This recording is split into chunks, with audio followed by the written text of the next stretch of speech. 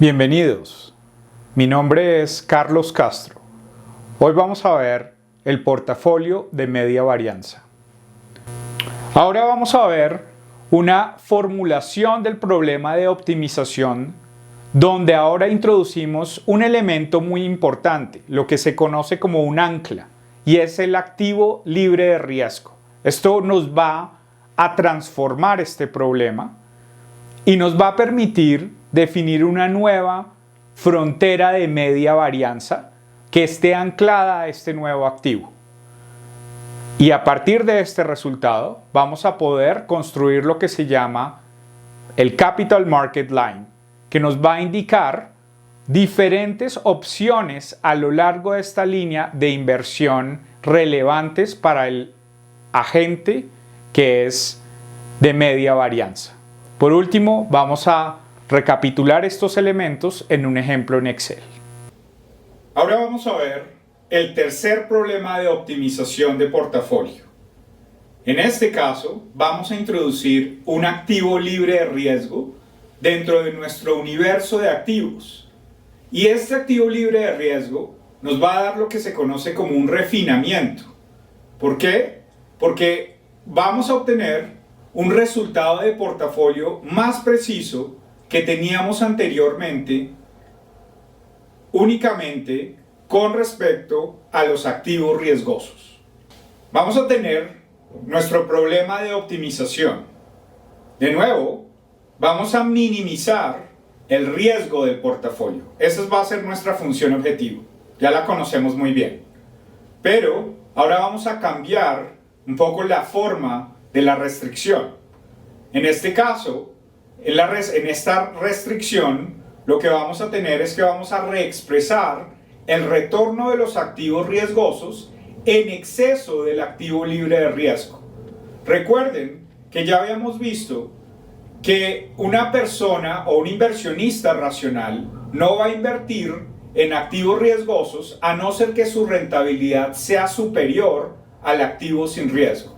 Entonces aquí lo vamos a expresar de esa forma. Matemáticamente, lo que podemos ver es que en la restricción, ahora lo que hacemos es, tenemos la rentabilidad de los activos riesgosos esperada, el valor esperado de ese vector R, y le restamos por la tasa libre de riesgo, que es una tasa, es un escalar, multiplicado por un vector de unos para que podamos realizar esta operación.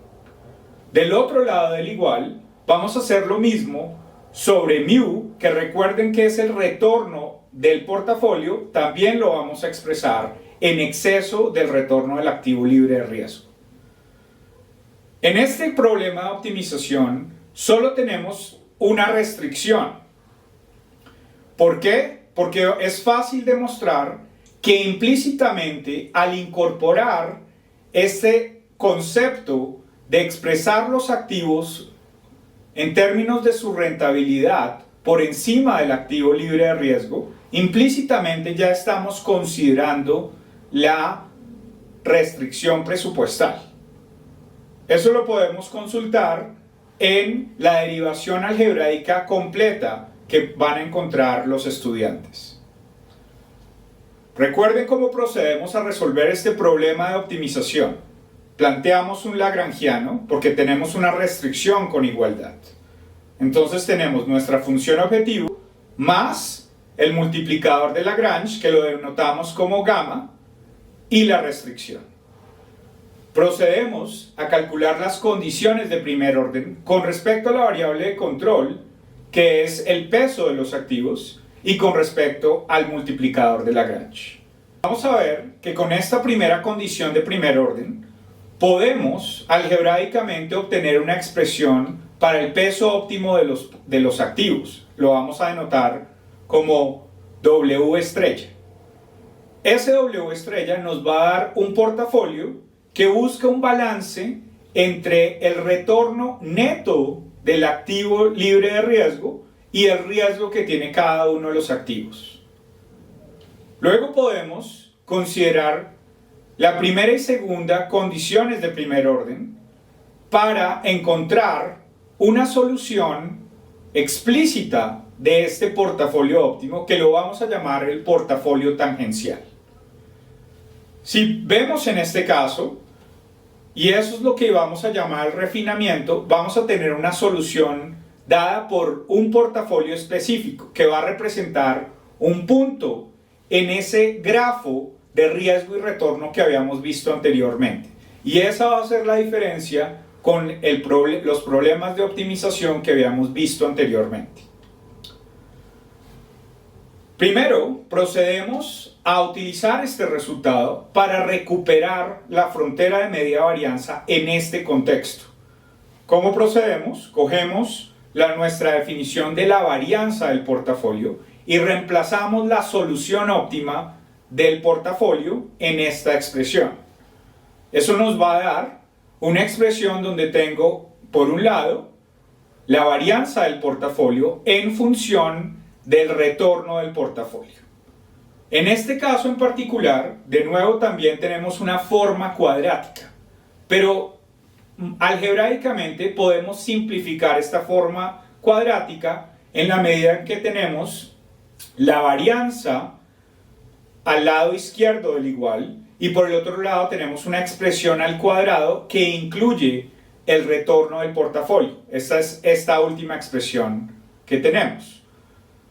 Si en la medida en que tenemos una expresión al cuadrado al lado izquierdo y al lado derecho, podemos sacar la raíz y obtener una versión lineal o una recta que corresponde al punto que nos va a permitir identificar cuál es este portafolio óptimo.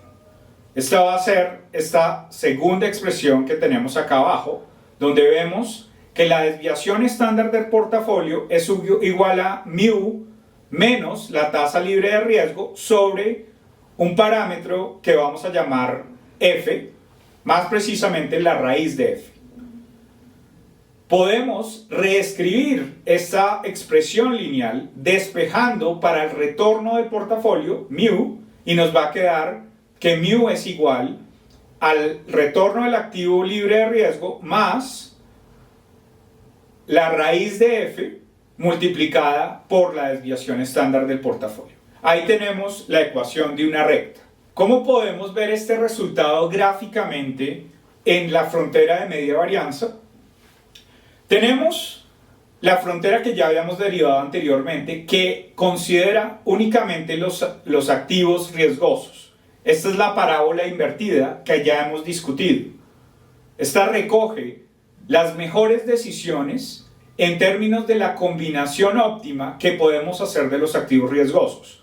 El nuevo elemento gráfico que tenemos acá es la rentabilidad del activo sin riesgo. Esta rentabilidad la tenemos aquí denotada como RF y se encuentra en el eje vertical. La razón por la que se encuentra en el eje vertical es porque por definición el activo sin riesgo no tiene riesgo, ¿sí? Entonces su varianza o su desviación estándar va a ser exactamente igual a cero. Entonces se va a encontrar en ese eje vertical y nos va a plantear un punto de referencia y esta línea recta que se va a conectar con la parábola invertida. En el punto en que se encuentra la línea recta y la parábola invertida es donde vamos a tener lo que se llama el portafolio tangencial que derivamos del problema de optimización. Por lo tanto, lo que llamamos refinamiento en este contexto es precisamente que pasamos de un problema de optimización de portafolio donde teníamos únicamente activos riesgosos y eso nos daba como solución todo un conjunto de activos que representan la parte superior de la parábola.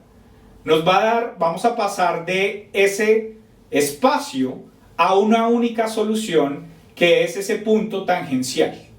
Y ese va a ser el portafolio óptimo que, incluyendo el activo libre de riesgo, me da un buen equilibrio entre el retorno de los activos riesgosos y el riesgo de los activos riesgosos. Luego vimos que también como resultado de este tercer problema de optimización obteníamos una recta que nos relacionaba de manera óptima el retorno del portafolio con la desviación estándar del portafolio. Aquí tenemos esa recta. Es muy parecida a la gráfica que vimos anteriormente, porque de nuevo tenemos la parábola invertida y la recta que empieza desde el retorno del activo libre de riesgo. Esta recta es lo que se conoce como el Capital Market Line. Esta recta nos va a definir la posición óptima de portafolio del inversionista cuando existe esa ancla del activo libre de riesgo. Entonces, si tenemos un inversionista muy averso al riesgo, él va a escoger invertir todo su dinero en el activo libre de riesgo. Pero si tiene una mayor tolerancia al riesgo, va paulatinamente invertir una cantidad en el mejor portafolio que le ofrecen los activos riesgosos, que es el portafolio tangencial. Entonces, vemos que en esa recta hay una primera parte azul, que es donde el inversionista toma posiciones en el activo, cada vez toma mayor posiciones en ese portafolio óptimo. Luego, si se ubica exactamente en el punto del portafolio tangencial, que está sobre la frontera, eso quiere decir que invierte todos sus recursos en el mejor portafolio de activos riesgosos.